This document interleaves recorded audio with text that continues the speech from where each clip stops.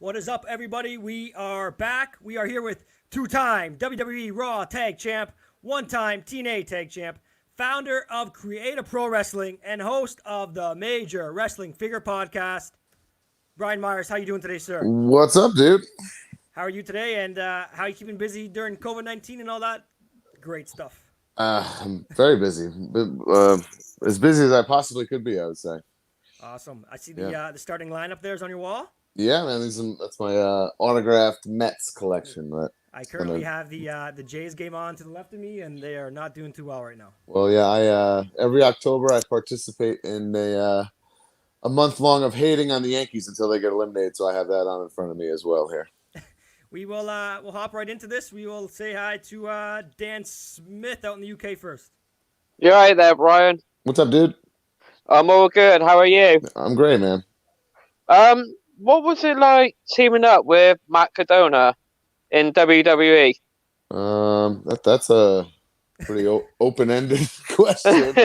I mean, I literally have known him since I think we were both 17 when we met at wrestling school. So we've literally become men together, and our careers have just kind of always been intertwined, and there always will be. And now with our podcast, I mean, I literally speak to him 20 times a day, every day, all day. So he's always going to be a very big part of my life. So he's a complete lunatic. Don't get me wrong, but I love him to death. So Who was your idol growing up? My idol growing up? I didn't really have just one per se. There's just, a lot of guys that caught my attention. My first favorites were like Texas Tornado and Ultimate Warrior and the Rockers and things like that. And then it evolved to, Bret Hart and Shawn Michaels and Eddie Guerrero and, Raven and Chris Candido and Brian Pillman, as I got older and more into ECW. And honestly, the guys that I admire in the business changes all the time as I meet guys or I go back and watch stuff and I see it through different set of eyes. So you're always learning and evolving in wrestling, and I feel like if you're not, it's time to get out. Yeah. Well, what do you do in your spare time then, Brian? Well, a lot of my spare time, besides wrestling, goes into the Major Wrestling Figure Podcast. It's for sure a full-time job.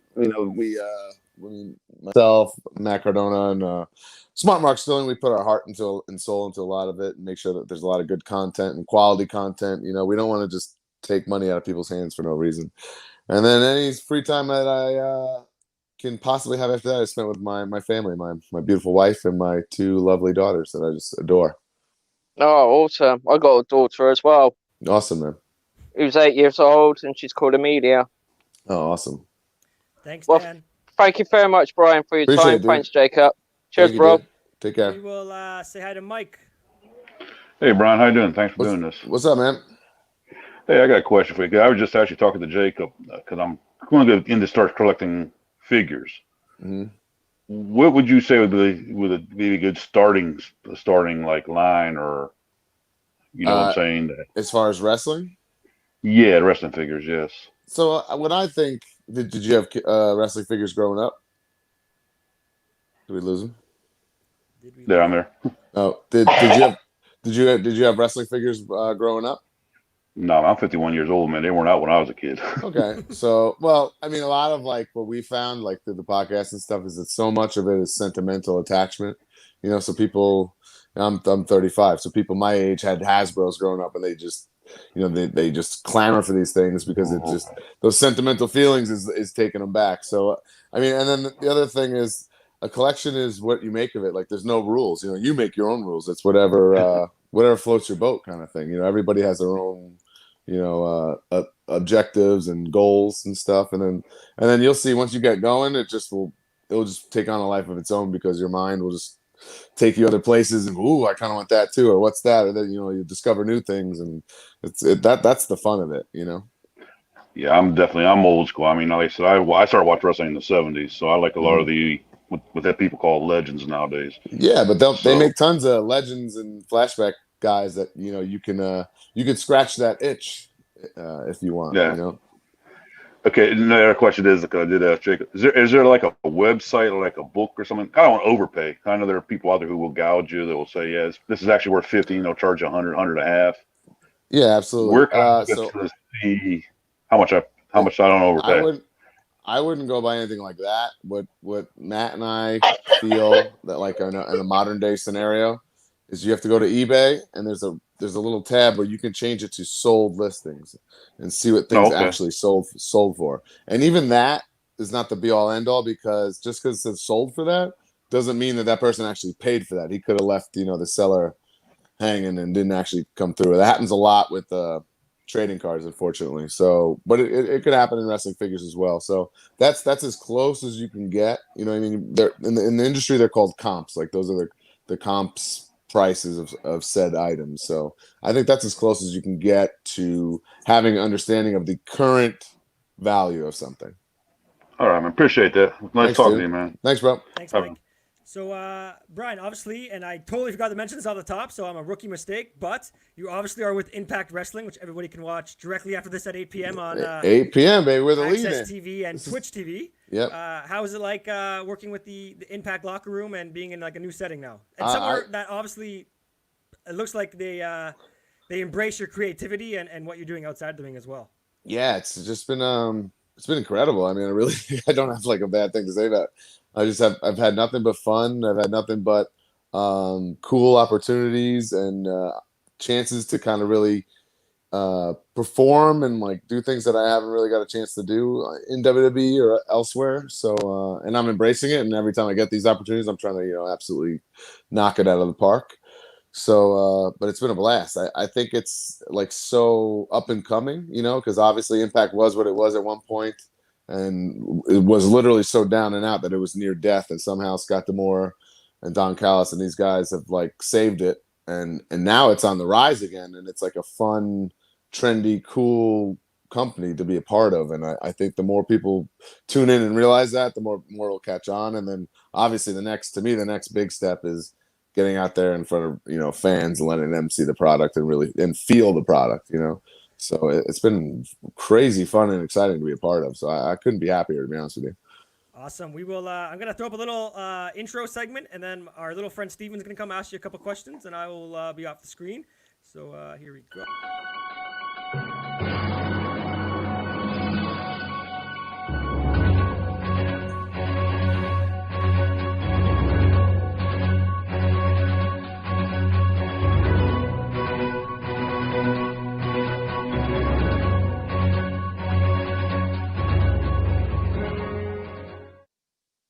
Hey, Curt, this means a lot. What's up, man? Sorry, I called you Curt. That's fine. I don't own that name anymore, but you can go for it. Okay, so Brian, three things before I do anything, like actually all the questions. What do you think of my shirt? That's cool, man. Yeah, is that a Canadian Impact exclusive? That's pretty cool. I gotta get me one of those. The second thing, what do you think of my collection? Looks awesome, man. You're taking care of it. I can see that. That's important to me. Very cool. And the last thing I gotta say is I love All Elite. What was that show called? The one you used to do with Zack Ryder. The when we go shopping? Yeah. Figure It Out. I love that one. Thanks, man. We're working on something along the lines of the same kind of show soon. I was so pissed when it was canceled. I was so mad. Yeah, sorry about it. It didn't really get canceled. We just kind of stopped doing it because we were doing the podcast stuff, and that was more important to us. But I can't wait till the next one comes out. I'll let you know. We'll get back to it. I promise. Okay, first question is, what did it feel like to be beaten by Grimm all the time? That was fun, actually. I had fun doing that stuff. For whatever reason, Grimm is so popular, and so many people watch his show. So even more than I ever. Yeah, more than I could ever imagine. So it was actually a very cool opportunity. And it was just a lot of fun. Before I met you, I was like, I hated you because remember when you tied up Grimm? Yeah. I hated you because of that. Oh yeah, but I was a bad guy. I was being a good bad guy, right? before I ever met you at SummerSlam and stuff. Yeah. Oh man, sorry. And the second question is, why did you stop doing the toys? Before the broadcast, why did you like collecting wrestling figures and stuff so much and stuff? I've been collecting wrestling figures since I was 5, and it kind of like went hand in hand with me watching wrestling and collecting. It's kind of always just been, it all happened at the same time, then I just never stopped. And I always liked the idea of, when I was a kid, I liked playing with my wrestling figures and being in control of the, my show and what happened. And I just always thought that was fun, a fun way to let my imagination kind of run wild, So, and then as I got older, an adult collector, you can see all my stuff around me. I just kind of I like the way it looks. I think they're artwork almost. They should be appreciated, and just always been a fan. I agree with you. Thanks, man. The one thing I don't agree with is I do not play imagination. Oh man, you gotta. I play real wrestling, no matter what, top notch. Oh man, okay. And you know what the funny thing is about my whole wrestling collection? What's that?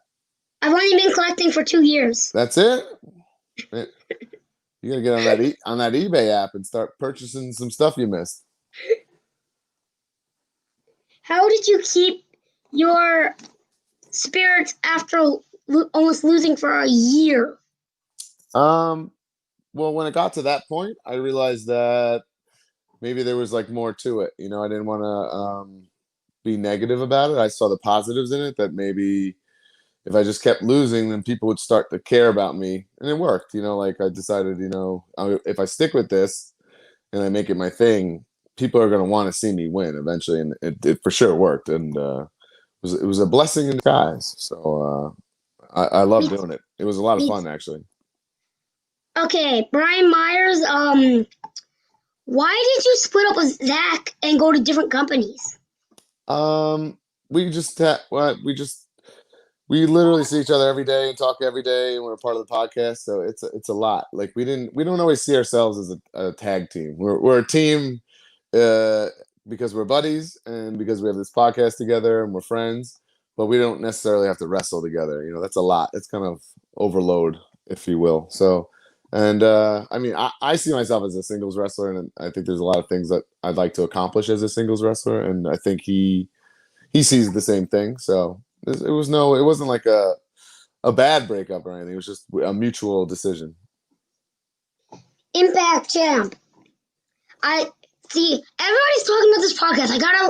I have to start looking at this. Yeah. We'll check out, we have YouTube videos that you can check out that are kind of like Figure It Out. You'll probably like that. Figure It Out, I have to say the last time, I loved it. Thanks, it was man. I went to WWE Network to look for it. I didn't see it. I went to WWE channel on YouTube. I saw them. I watched every single one. Oh, thanks. Yeah, well, in one day. We do very similar things on the Major Wrestling Figure Podcast YouTube channel. We do vlogs and stuff where we go shopping. I think you'll dig them. Okay, thank you for doing this last time. And thank you. It means a lot to me. Bye. Appreciate it, bro. Later. Thanks, Steven. Brian, obviously growing up, and you still are now, a huge Mets fan. How is it kind of being a little bit closer to the organization and some of the players, and kind of living a dream really much? Yeah, a big turning point for me was I actually just his rookie year I ran into Zach Wheeler in the airport, and he actually recognized me, and I was kind of like, whoa.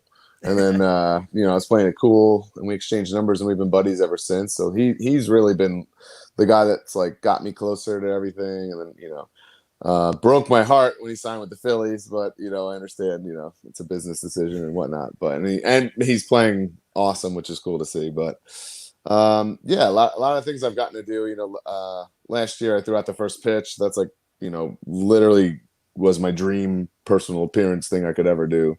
So I've been in the locker room. I've been in the inside batting cage. I've done a lot of cool stuff. So the Mets have been very good to me, and I wave their flag pretty high and proud. So the feeling's mutual.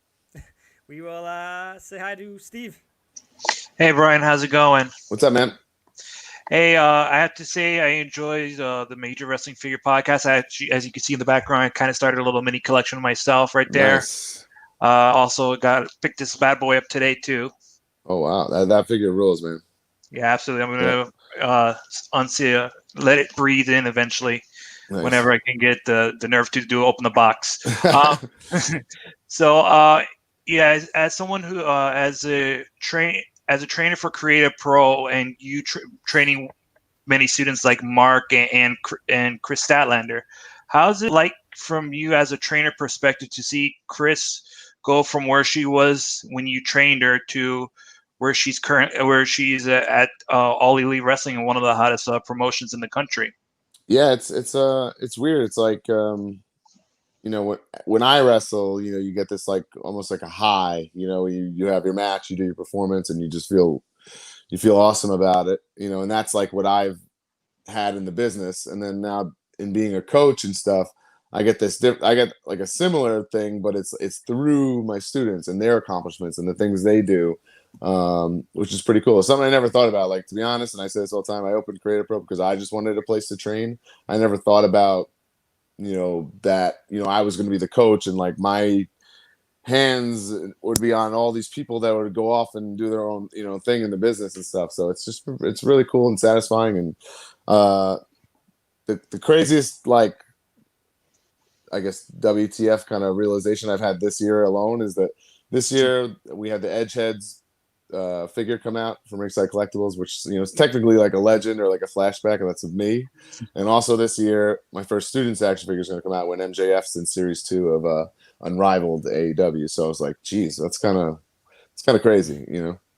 Yeah, I'm hoping for sooner down the line that the future Unrivals has Chris on one of those long.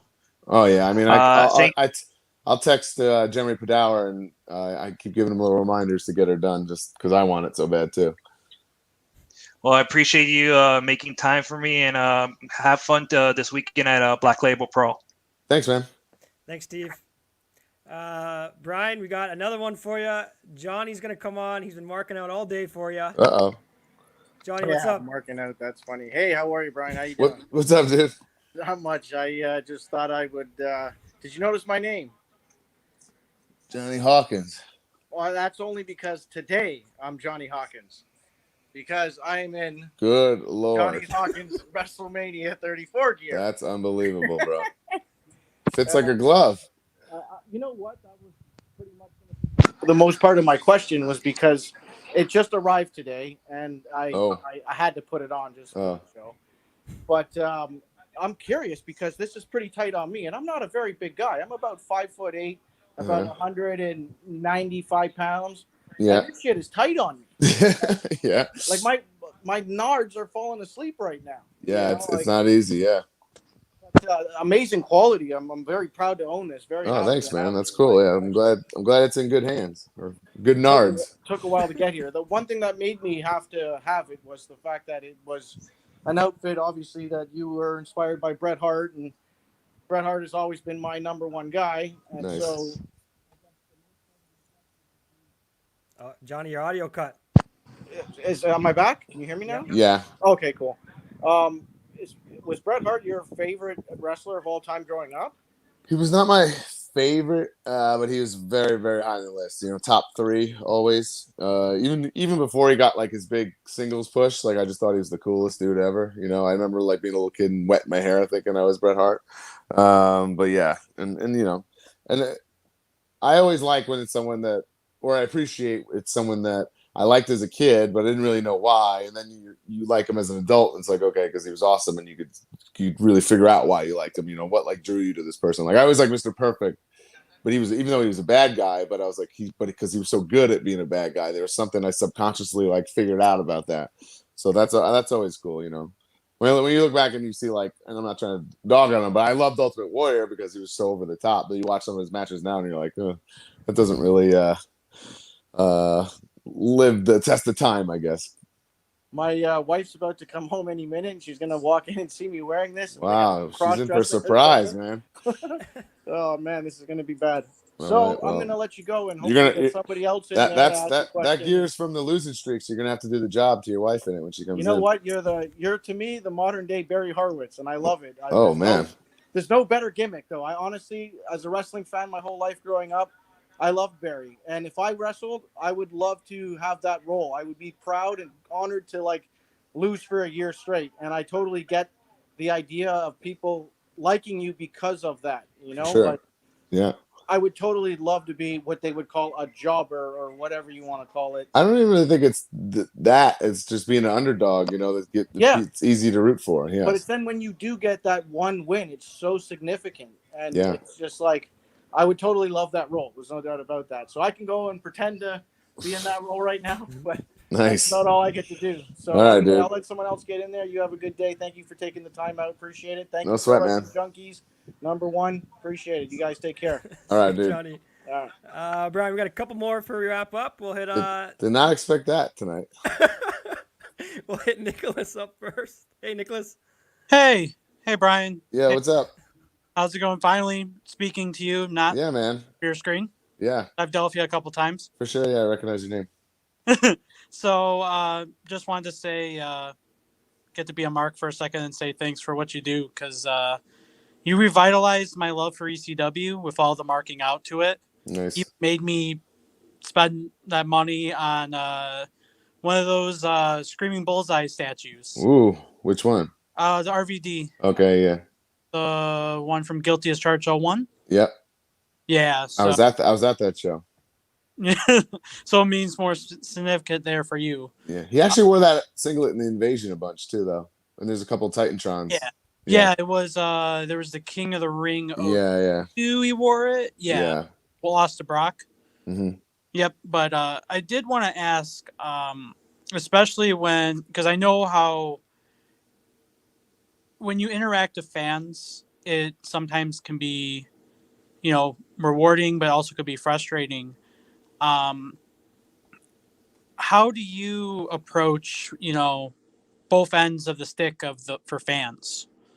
I guess just like any interaction I've had of you you're probably my favorite person in the wrestling industry because of that. Because you're just the time and the interactions have all been just great. Mm-hmm. And just, I'm just curious on how, you keep yourself, even with some of the more tasking people, mellowed out and all like you normally are. Yeah, it's just I'm always a fan at heart myself. So even though I am a wrestler, I'm still meeting wrestlers, and I have that same am I going to be let down or not situation before me. I had met Shane Douglas in passing a couple times, but then having just wrestled him last month, and then we hung out all night, and it was like, does it get any better than that? Somebody you idolize on television, and then you meet and they live up to it. And I always say, Edge will always be that guy for Matt and I because of what he did for us. We literally were just full blown fans of his, like marks for his work. And then he didn't know us from a hole in the wall, and he let us into his world and changed our lives literally. So I always just take that stuff into account, and you're right. In some situations it does take an extra bit of patience, but I don't know. I'm tough. It would take a real bad or real severe rude interaction to really kind of get a rise out of me. So yeah, I do. Like I said, I do appreciate any time interacting with you, even with the Patreon Facebook page and in just general. So thanks, man. But yeah, at the end of the day, I know I would never want to be a letdown to somebody, like you're saying. So that's why I say, you're my favorite person in the industry for how great you've been and all. And I even have in my office, I have your vest from your losing streak. Oh, nice. There. So thanks, man. I do appreciate everything you do. I'm gonna hop off so someone else can have a go. And thank you again. Cool, man. Thank you. Thanks, Nicholas. Take care, guys. And we got one more for you, but his screen just went black. So, Dennis, are you there? Yeah, I'm here. What's up, brother? Not too much. Sorry, someone was trying to call just as all of a sudden video ain't working. But so I just got home. I was out driving. So I got 3 quick questions for you. Do you want me to pop out and pop back in, or? We're gonna run out of time. Yeah, bring them. I'll just ask the questions. So, your favorite streak of all time in sports wrestling, and you can say your own if you want. Oh, my own, because I lived it, and the way it ended, I just could have never, whatever it was, 2.5 years or whatever, how could I ever have that foresight to see how it would end, Right. Would you, if you were given that, hey, do you want to lose for 2 years straight, but this is going to be the payoff, would you take that deal, if it was presented to you? I don't know if a lot of people would, but, I went for it, and I had, almost like the time of my life, my career, fun-wise, it was incredible. So, and then it paid off so incredibly. That was pretty awesome. Then my last question, and I'll let you go. Who does Brian Myers think would win? This is fantasy booking. Who does Brian Myers think would win in a match between Curt Hawkins and Chuck Norris, where the rights to use the facts were on the line? Oh, definitely Chuck Norris. I don't know. He's still looking good at 80 years old. I just saw him in that Heath video last week on Impact. So, I truth be told, that fact thing I couldn't have had less to do with. It was just literally thrown in my lap and was just kind of like, okay, let's see where this goes. Gotcha. Yeah. And then just real quick before I go, one thing. I live real close to a place you visited on your show, Figure It Out. What were your thoughts on Quake Collectibles? In Chicago? Yeah. We love Quake Collectibles. We've actually been back a couple times. Yeah. What were your thoughts about the place? That store is very unique in the sense that, like, Matt and I go to all these stores all over the country. That store has no sections. Mm-hmm. Am I right? So, like, everything. Yeah, I've been there many times. It's insane. Like, any other one I've ever been to, it's like, okay, Star Wars stuff is here or whatever, and you can kind of get a lay of the land. This has no rhyme or reason, just pegs in this giant store everywhere with every genre of action figure, and you just got to be like kind of on your toes, like a madman. Your eyeballs and your brain are just going nuts to try to, it's but and I'm not dogging it. It's kind of a cool concept in that sense, Gotcha, cool. Yeah. Well, hey man, thanks again for your time. Best of luck in the as you continue on in your Impact career. Thanks, man. Thanks, Dennis. Thanks. Brian, thank you so much for joining us tonight. And, thanks, bro. Besides for Impact Wrestling, which is about to start right now, and those Super 7 figures, where can everybody else find you and see you? I have my website, majormerch.com. I have some exclusive things up there, autographs. I keep my schedule up there if you want to see me. I am doing Black Label Pro in Indiana this weekend. So I'm constantly doing stuff. The Major Wrestling Figure Podcast, the Patreon group, which a couple people mentioned tonight, is a really fun place if you're collecting. We've built like a really fun, safe community of collectors, and we all interact in there and trade and talk and just have a good time. So that's kind of like the meat and potatoes of what the podcast has become, is this community that I'm really proud of. Awesome. Thank you, and everybody have a great night. Thanks, Rob.